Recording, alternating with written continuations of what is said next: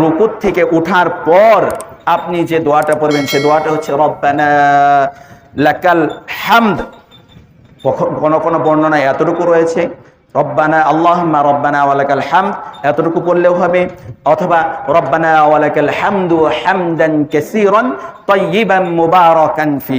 তবে এটা জোরে পড়বেন না আস্তে পড়বেন এ ব্যাপারে হাদিস রয়েছে, তবে আস্তে পড়াটাই উত্তম, আস্তে পড়াটাই উত্তম। রুকুর দোয়া, সিজদার দোয়া এগুলো আস্তে পড়াটাই উত্তম।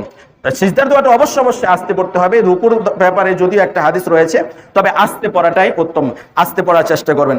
রব্বানা ওয়া লাকাল হামদু হামদান কাসীরান তাইয়িবান মুবারাকান ফি। তো এই দোয়ার মাধ্যমে আল্লাহ পাক রব্বুল আলামিনের কাছে আমরা কি বলছি, আমরা এখানেও আমরা রব্বুল আলামিনের প্রশংসা করছি। হে আমাদের প্রভু, তোমার ওই যাবতীয় প্রশংসা। এই দোয়ার মাধ্যমে দেখেন প্রত্যেকটা কর্মের মধ্যে আমরা রব্বুল আলামিনের প্রশংসা করছি, রব্বুল আলামিনের কাছে ক্ষমা চাচ্ছি।